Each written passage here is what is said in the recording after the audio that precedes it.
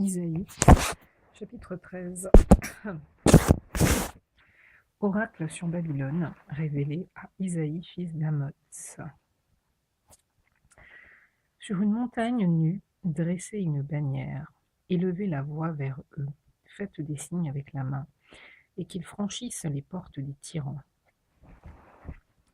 J'ai donné des ordres à ma sainte milice, j'ai appelé les héros de ma colère, ceux qui se réjouissent de ma grandeur. On entend une rumeur sur les montagnes, comme celle d'un peuple nombreux.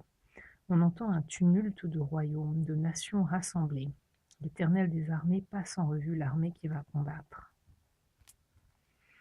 Ils viennent d'un pays lointain, de l'extrémité des cieux. L'Éternel et les instruments de sa colère vont détruire toute la contrée. Gémissez, car le jour de l'Éternel est proche.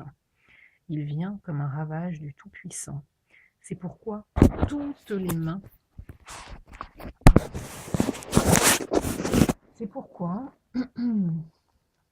mains s'affaiblissent, et tout cœur d'homme est abattu. Ils sont frappés d'épouvante.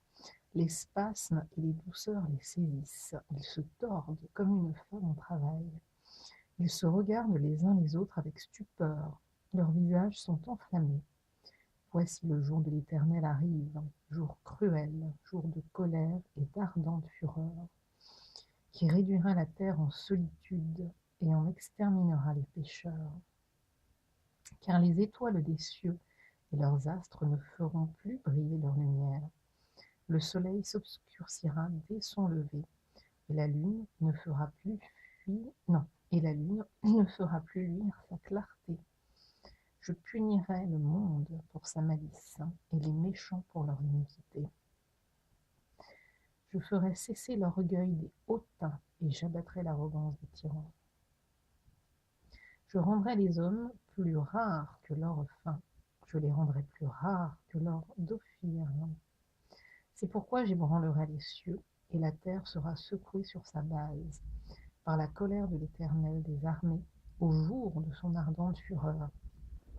Alors, comme une gazelle effarouchée, comme un troupeau sans berger, chacun se tournera vers son peuple, chacun fuira vers son pays. Tous ceux qu'on trouvera seront percés, et tous ceux qu'on saisira tomberont par l'épée. Leurs enfants seront écrasés sous leurs yeux, leurs maisons seront pillées et leurs femmes violées. Voici j'excite contre eux les Médès, qui ne font point cas de l'argent, et qui ne convoitent point l'or. De leurs arcs ils abattront les jeunes gens, et ils seront sans pitié pour le fruit des entrailles. Leur œil n'épargnera point les enfants, et Babylone, l'ornement des royaumes,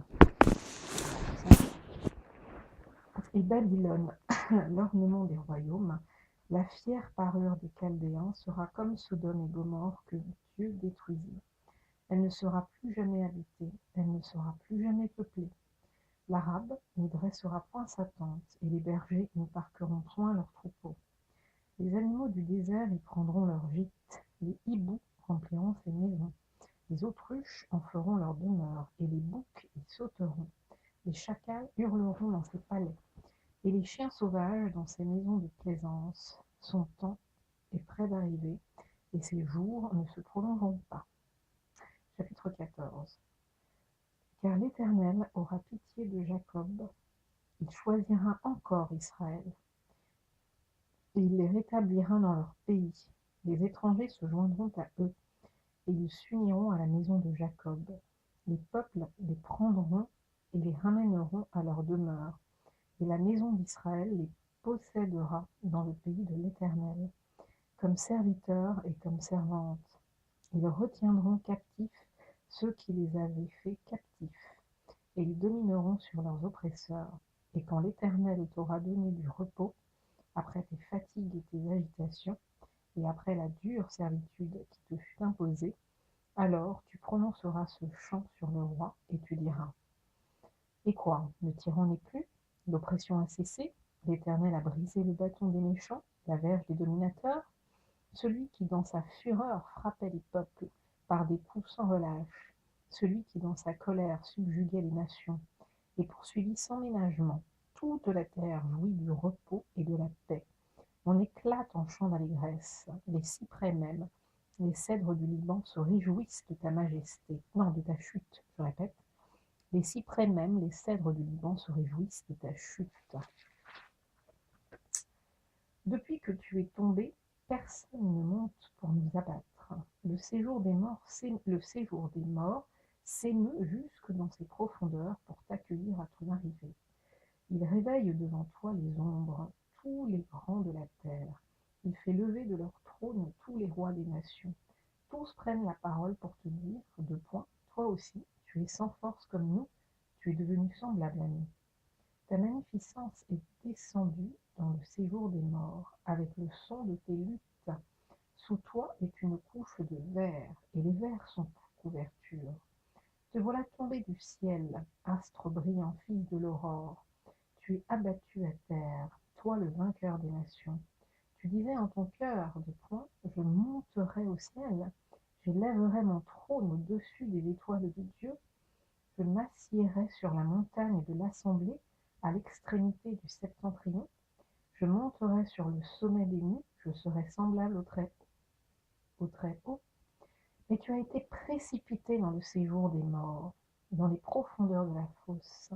Ceux qui te fixent sur toi leur regard, et ils te considèrent attentivement. Deux points.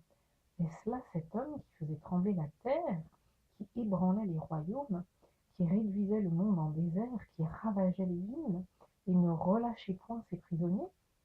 Tous les rois des nations, oui, tous reposent avec honneur, chacun dans son tombeau.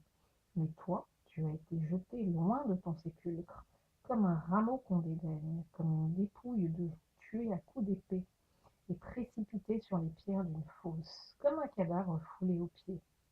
Tu n'es pas réuni à eux dans le sépulcre, car tu as détruit ton pays, tu as fait périr ton peuple.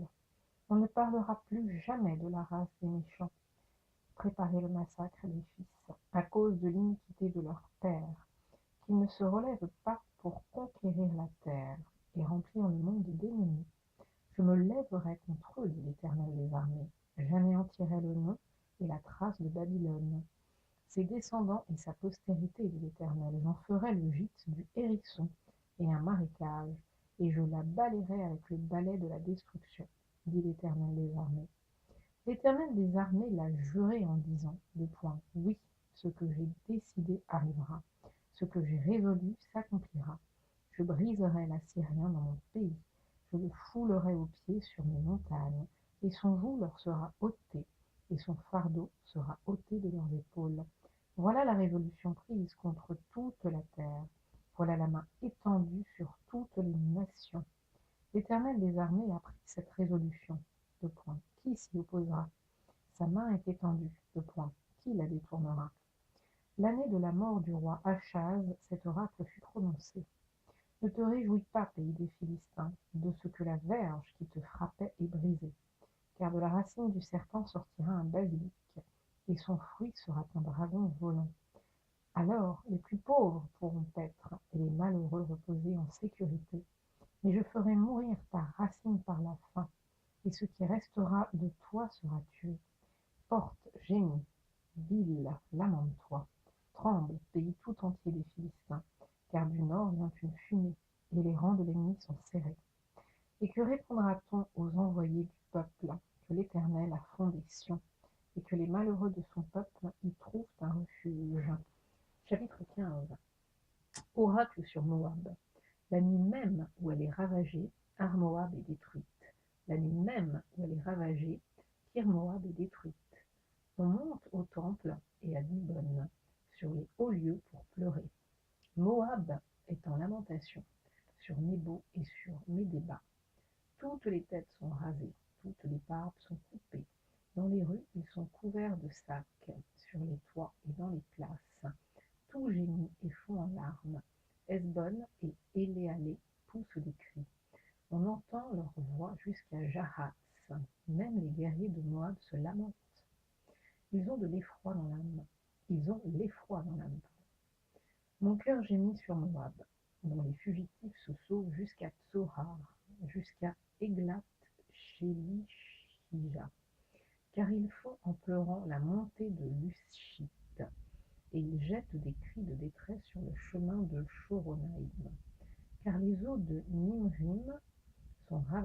l'herbe est desséchée, le gazon est détruit, la verdure a disparu. C'est pourquoi ils ramassent ce qui leur reste, et ils transportent leurs biens au-delà du torrent des saules, car les cris environnent les frontières de Moab. Ces lamentations retentissent jusqu'à Églaïm. Ces lamentations retentissent jusqu'à Ber Élim. Les eaux de Dimon sont pleines de sang, et j'enverrai sur Dimon de nouveaux malheurs. Un lion contre les réchappés de Moab, contre le reste du pays. Chapitre 16. Envoyez les agneaux aux souverains du pays. Envoyez-les de Séla par le désert, à la montagne de la fille de Sion. Tel un oiseau fugitif, tel une nichée effarouchée. Telles seront les filles de Moab au passage de l'Arnon. Donne conseil, fais justice. Couvre-nous en plein midi de ton ombre comme de la nuit. Cache ceux que l'on poursuit. Ne trahis pas le fugitif. Laisse séjourner chez toi les exilés de Moab.